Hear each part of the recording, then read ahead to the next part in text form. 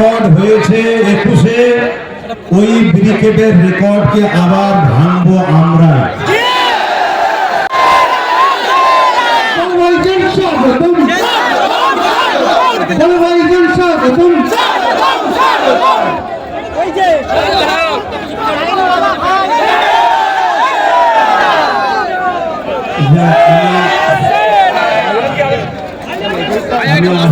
ছিলাম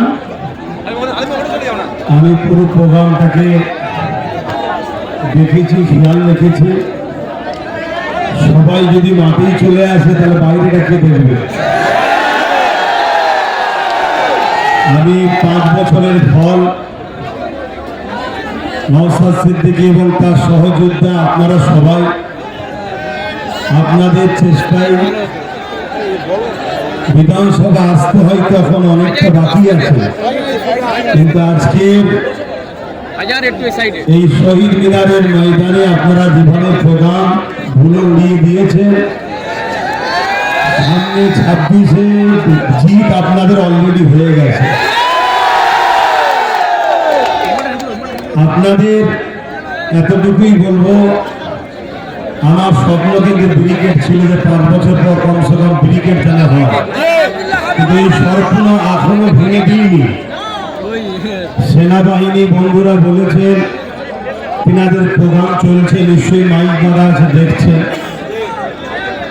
31শে মার্চ পর্যন্ত প্রোগ্রাম আছে। 31শে মার্চের পরে আবার চেষ্টা করব, কিন্তু মার্চের পরে প্রচন্ড রোদ হয়। এই রোদকে অপেক্ষা করে যদি ব্রিকেট করি আপনারা সাড়া দেবেন তো? আমার টার্গেট ব্রিকেট। রেকর্ড হয়েছে 21-এ, ওই ব্রিকেটের রেকর্ডকে আবার ভাঙবো আমরা। সেই চেষ্টায় আজকে গতকাল থেকে বারবার আমাকে বলেছিল, আমি বলেছিলাম আমি অবশ্যই কলকাতাতেই থাকবো, আশপাশেই থাকবো, পুরো প্রোগ্রামটাকে নজরে রাখবো। আমি দেখতে চাই যে নওশাদ সহ তার সহযোদ্ধারা 5 বছরে কি করলো, তবে কি করেছে বাংলার প্রতিটা অলিতে গলিতে কান পাতলে বোঝা যায়। এই বাংলায় বর্তমান বিরোধী শক্তি যদি কেউ থাকে আজকের দিন পর্যন্ত, সেটা হলো আইএসএফ।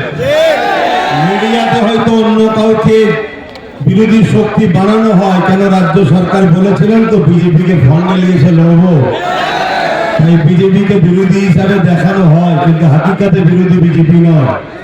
তাই এই সরকারের পতনের পরে যে গভর্নমেন্টটাই বাংলায় হবে, সেই গভর্নমেন্টটার নাম হলো আইএসএফ।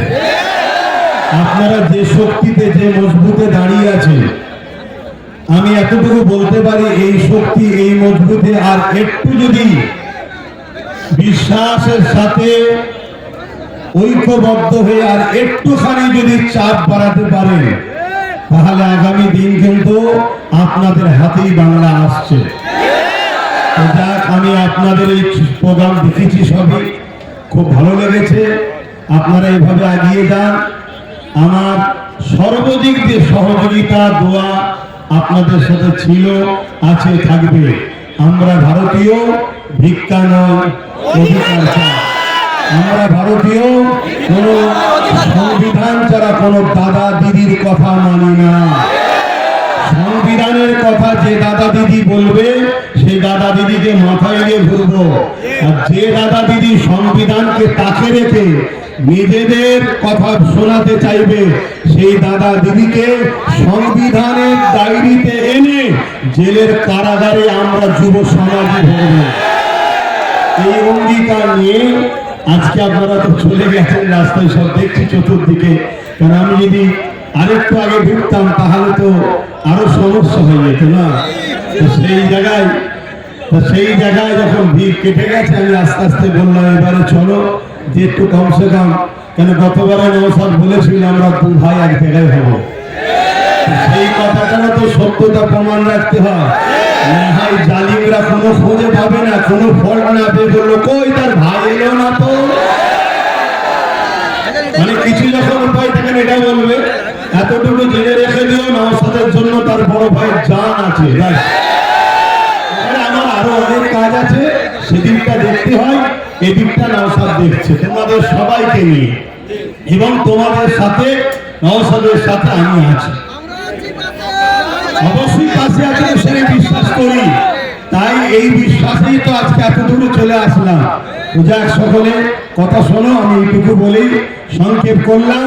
আমার শেষ আবার একটা কথা, আমরা ভারতীয় সাদা চামড়া ব্রিটিশকে তাড়িয়েছি, এই ব্রিটিশদের দালাল কালো চামড়াগুলোকেও আমাদের তাড়াতে হবে। ব্যাস কথা শেষ করছি। সুস্থ থাকেন, ভালো থাকেন। ভারতবর্ষ জিন্দাবাদ, ভারতবর্ষের সংবিধান জিন্দাবাদ।